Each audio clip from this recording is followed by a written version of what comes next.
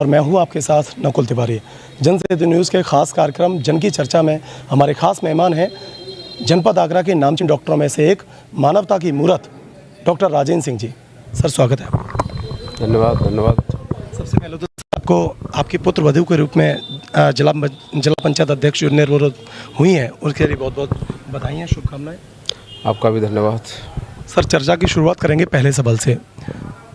Sir, जिस तरह से लगातार 30 वर्षों से आप मानव सेवा कर रहे हैं, वो ये जो प्रेरणा है आपको कहाँ से और कैसे प्राप्त हुई? सारे संस्कार बचपन से ही मिलते हैं। 30 साल से नहीं, बल्कि हम अपना काम, अपने कर्तव्य का निर्वहन बहुत दिनों से कर रहे हैं। पिता ने संस्कार दिए थे ईमानदारी से काम करने के लिए, चरित्र निर्माण के लिए उन्होंने विशेष जोर दिया था और पूरी कोशिश ये करने के लिए कहा था कि परहित सरस धर्म नहीं भाई, इसी पे चलना, इससे बड़ा धर्म कोई नहीं है। और मैंने ये आत्मसात कर लिया था, मैं कोशिश करूँगा पीड़ित और वंचित लोगों की मदद करने की, जिसका कोई धनाधोरी नहीं है, जिस वक्त और हालात कमा रहा है, यदि मैं उसके आंसू पहुँच सका तो मैं अपने आप को धन्य से मानूंगा। ईश्वर से भी यही कहता है कि मानव सेवा सबसे बड़ी सेवा है और सेवा को ही हमने राजनीति का एक हथियार बनाया है। ये जो राजनीति भी हम लोग करते हैं, मैं ना धनबल के लिए करता, न जनबल के लिए करता, न मानबल के लिए करता और न नामबल के लिए करता। मेरी अपनी सोच है कि यदि मैं मानवता की सेवा कर सका, लोगों के आंसू पहुंच सका, लोगों के काम आ सका, तो मेरे लिए इससे बड़ा पुण्य का कोई काम नहीं है। डॉक्टर साहब, हमने आपको उस हाल में मानव सेवा करते हुए देखा है कि 2020 और 21 के कोविड काल में आप उस परिस्थिति में मानव सेवा कर रहे थे, अपनी जान को परवाह किए बगैर, जब कोई भी डॉक्टर किसी भी मरीज के हाल जानने के लिए दूर से भी तैयार नहीं था। आप उस वक्त मरीजों के साथ खड़े थे और लगातार मानव सेवा कर रहे थे। इसके लिए आप क्या कहेंगे? भगवान ने ये शरीर बनाया है, ये आदमी बनाए हैं और उसको ठीक रखने की, उसको निरोग रखने के लिए उन्होंने हम चिकित्सकों को एक जिम्मेदारी दी है। ये हमारा कर्तव्य था। चाहे कोई भी बीमारी हो, डॉक्टर अपने कर्तव्य से विमुख नहीं हो सकता। इससे पहले भी काफ़ी आपने सुना होगा कि बड़ी बड़ी बीमारियां फैला करती थी, कभी प्लेग आती थी, कभी हैजा आता था। बहुत से लोग अपनी जान की परवाह ना करके उन लोगों की सेवा में तत्पर रहे। चिकित्सीय पैसा बहुत बड़ा पैसा है, एक बहुत ही मानवता का कार्य करने वाला पैसा है। ऐसे समय में जब लोगों को हमारी ज़रूरत है और हम सिर्फ इसलिए कि कहीं हमको ना बीमारी लग जाए, हम पूरी कोशिश करते हैं कि हमको बीमारी ना लगे। हम खुद भी चिकित्सक हैं, तो हम जानते थे कि किट पहनने के बाद में, सैनिटाइज करने के बाद में, हल्की सी दूरी बनाने के बाद में, और जैसे मरीज़ को हमने देखा और हमें लगा कि ये कोविड पॉजिटिव हो सकता है, उसके बाद में कुछ और भी एहतियात बरत करके कि तुरंत ही अपने को सैनिटाइज करना, अपने ग्लव्स को तुरंत ही दूर हटा देना, अपने मास्क को भी बदल देना। इस तरह की एहतियात बरतते हुए मैंने पूरी कोशिश की कि कोविड के मरीज़ हों या नॉन कोविड के मरीज़ हों, जो मेरे अपने लोग हैं, जो मेरी लोग जो मेरे मुझसे प्यार करते हैं, वो लोग जो भगवान की देन है यहाँ पर, उनको बचाने का मैं पूरा प्रयास करूँ। मैंने पूरी कोशिश की कि कोई किसी को ऐसा ना लगे कि वो चिकित्सा के इस जो हमें उन्होंने एक तरह से माना है कि वो उनके पास पहुँचेंगे तो वो डेफिनेटली हमारी मदद करेंगे। तो मैंने पूरी कोशिश की कि उनकी मदद हो जाए। इसमें मैं कोई खास ऐसा काम नहीं किया जिसके लिए मैं कहूँ कि मैंने बहुत बड़ा काम किया था। ये मेरा कर्तव्य था और उस कर्तव्य के निर्वहन ना करता तो निसंदेह मेरी आत्मा को चोटती कि तुमने सिर्फ इसलिए इन लोगों की मदद नहीं की कि तुम्हें खुद डर था कि तुम बीमार ना हो जाओ। एहतियात बरते मैंने पूरी कोशिश की और ईश्वर को धन्यवाद देना चाहता हूँ। सही बात तो ये है कि ईश्वर भी हमारे साथ रहता है जब हम अच्छे कार्य करते हैं।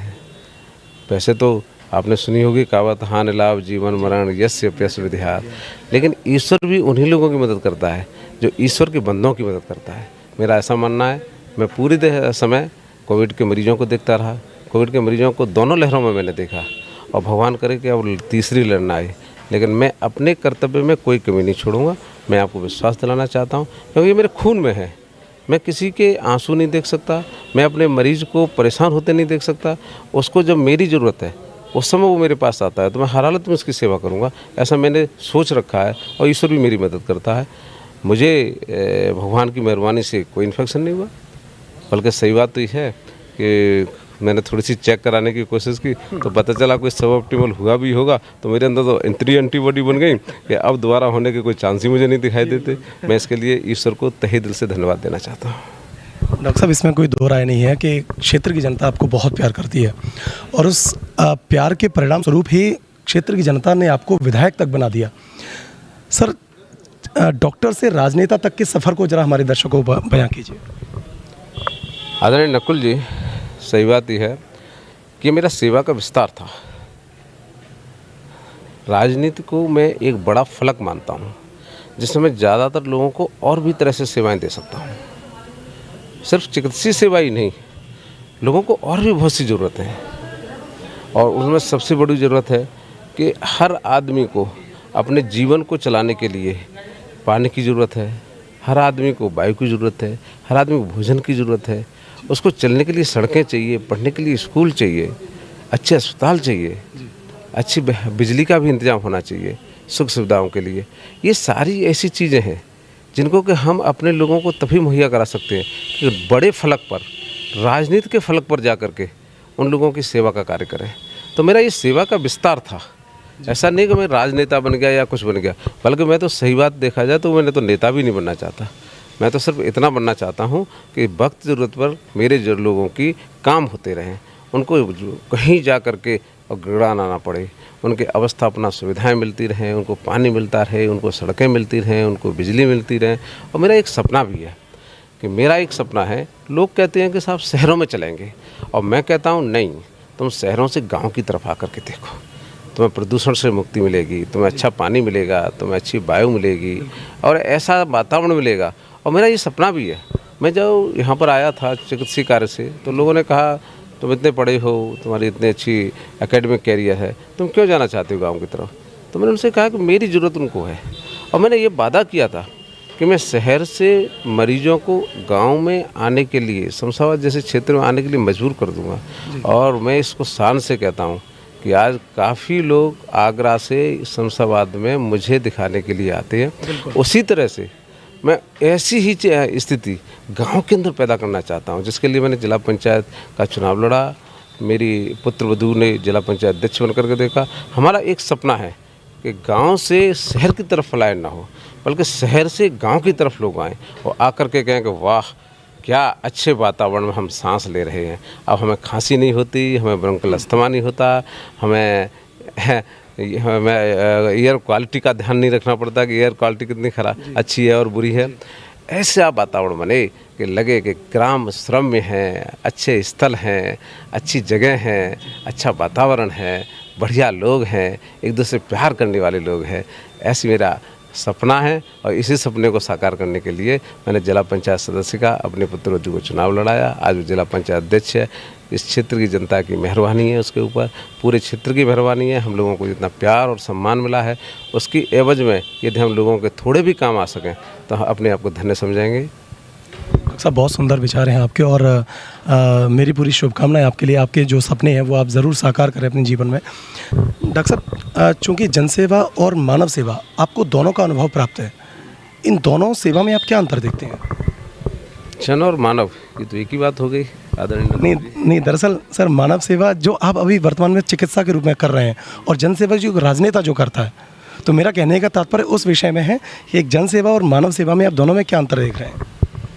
एक आदमी जो सेवा करता है उसके लिए चाहे चिकित्सीय सेवा हो, चाहे अपने लोगों की दूसरी तरह की सेवा हो, जो मैंने अभी आपको बताया कि उनकी अवस्था अपना सुविधाओं की तरफ ध्यान देना है, उनको अच्छा पानी मुहैया करना है, बिजली मुहैया करानी है, उनके खरंजे अच्छी बनवानी है, उनकी सड़कें अच्छी बनवानी है। ये सब मानव के लिए हम लोग कर रहे हैं, जन के लिए कर रहे हैं।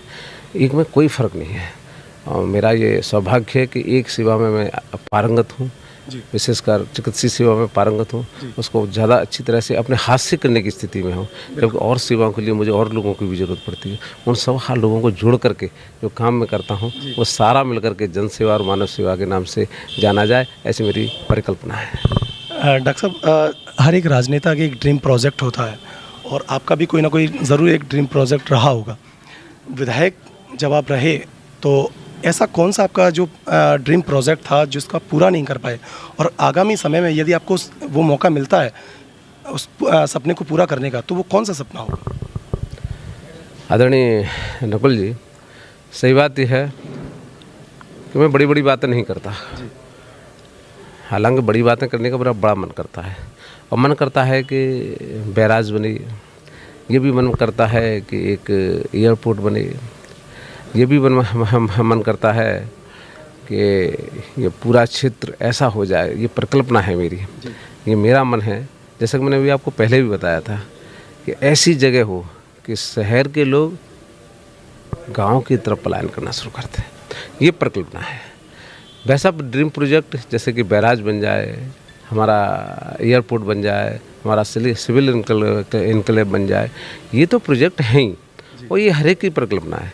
आज हमारे पास पूरा आगरा है, हम जिले के, हमारी पुत्रवधु जिले की अध्यक्ष है, और वो उसकी भी यही परिकल्पना होगी कि सबसे बड़ी परेशानी जो इस समय है उसमें मैं सीधी सीधी बात करता हूँ, मुझे ऐसा कुछ नहीं चाहिए जिससे कि मुझे लगे कि मैं बहुत बड़े बड़े कामों के लिए एक प्रोजेक्ट बनाना हो या मन कर रहा है, या मैं बहुत बड़े कि मेरे पास सब एयरपोर्ट ही होना चाहिए, बैराज ही होना चाहिए। बैराज मेरे लिए ज़रूरत ज़रूर है, उसके बारे में फिर से कहना चाहता हूँ कि पानी सबकी ज़रूरत है। 3 मिनट तक हवा ना मिले तो आदमी चला जाता है, और कुछ घंटे और दिन तक पानी ना मिले तो आदमी चला जाता है, और भोजन ना मिले 1 आध हफ्ते तो आदमी चला जाता है। ये बेसिक नीड्स हैं, और आज के दिन में 15 में से 14 जगह डार्क जोन है, पानी की बेहद कमी है। 250 मीटर तक पानी मिलने 250 फुट तक पानी मिल नहीं रहा है। स्थितियाँ ऐसी हैं, और मेरा तो सबसे बड़ा मन है कि चाहे मुझे बड़े बड़े प्रोजेक्ट ना मिलें, लेकिन मेरे गांव के लोगों को मूलभूत सुविधाओं से वंचित ना रहना पड़े। उनको अच्छे स्कूल मिलें, अच्छे अस्पताल मिलें, बिजली हर समय मिले, पानी सुंदर और साफ़ मिले। और इस पानी की समस्या को दूर करने के लिए हमारे प्रधानमंत्री ने एक जल जीवन मिशन योजना बनाई है। बड़ी लंबी योजना है, 3.5 लाख करोड़ की योजना है। उसके अंदर टंकियों से और पूरे एरिया को नल की टोंटी से पानी सप्लाई करने का उनका प्रोजेक्ट है, और जल जीवन मिशन को मैं अपने क्षेत्र के अंदर पूरा करना चाहता हूँ, क्योंकि प्रधानमंत्री की योजना है, पैसे की इसमें कोई कमी भी नहीं है। बस कमी है तो सिर्फ इतनी कि हम जगह चिन्हित कर लें, लोगों को बता दें कि यहाँ पर हम ये लगाएंगे, और एक बार ये जल जीवन मिशन को हम अपने क्षेत्र में पूरी तरह से लागू कर सके तो पानी की समस्या दूर हो जाएगी। दूसरा मेरा मन जो सबसे बड़ा है कि वो यमुना के ऊपर एक बैराज जरूर बन जाए। ये बहुत बड़ा प्रोजेक्ट भी है, और मेरा मन है कि वो समोगर के आसपास बन जाए। मैंने इसका थोड़ा सा अध्ययन भी किया है, तो मैंने पाया था कि यदि अपर स्ट्रीम में बनाते हैं ये लोग, ताजमहल के अपर स्ट्रीम में, तो हमें इतना पानी नहीं मिलेगा। हम समोगर के आसपास से बनाते हैं तो हमें कम से कम 9-10 मीटर पानी तक आगरे के आसपास तक मिल जाएगा। और एक बार 9-10 मीटर पानी हर समय गंगा के अंदर रहेगा तो आप विश्वास जानिए, हमें ना गंगा जल की ज़रूरत पड़ेगी, ना किसी चीज़ की ज़रूरत पड़ेगी। उस पानी से आगरा की पूरी जो ज़रूरत है वो पूरी हो जाएगी। ये एक बड़ी बात है जिसको हमें करने की इस समय ज़रूरत है। और तो सफाई रहे, कोरोना से हम दूर रहें, मास्क लगा करके रखें, तीसरी लहर से बच के रहें। कोरोना से बचने का एक ही उपाय है, उसका टीका। और सही बात यह है कि कोरोना आता नहीं है बल्कि लाया जाता है। लोग जो है पकड़ करके कोरोना को घर के अंदर ले आते हैं, इसलिए बच कर के रहने में ही सबसे बड़ी भलाई है। आपने हमारा इतना बड़ा हमारे साथ बातचीत की, और कोई प्रश्न हो तो पूछ लीजिए। आखिरी सवाल है। हाँ सर, आप डॉक्टर होने के साथ साथ आप एक राजनेता भी हैं और भारतीय जनता पार्टी के वरिष्ठ नेताओं में से एक भी हैं। सर, जिस तरह से आपने एक कुर्सी पर आपने विजय पाई है, 21 की कुर्सी पर, 22 की कुर्सी का आपका क्या ख्याल है? मैं भारतीय जनता पार्टी का सिपाही हूँ, और बड़े साफ सुथरे तरीके से कहना चाहता हूँ कि पार्टी चाहेगी तो मुझे चपरासी बना दे, और पार्टी का तो कोई भी पद दे दे। पार्टी के जो दिशा निर्देश होंगे, पार्टी के हित में, जनता के हित में जो भी मुझे जिम्मेदारी दी जाएगी उसको पूरा करने में कमी नहीं छोड़ूंगा। और 2022 के चुनाव में भारतीय जनता पार्टी को इस क्षेत्र से पूर्ण बहुमत से जिताने की पूरी कोशिश करूंगा। पूरी मन से लगूंगा, तन से लगूंगा, और ज़रूरत पड़ने पर धन से भी लगूंगा। भारतीय जनता पार्टी जीते। जय हिंद, जय भारत। बहुत बहुत धन्यवाद डॉक्टर साहब हमारे साथ खास बातचीत करने के लिए। अगली बार फिर किसी बड़ी शख्सियत से मुलाकात करेंगे। तब तक के लिए देखते रहिए जन सेतु न्यूज़। नमस्कार।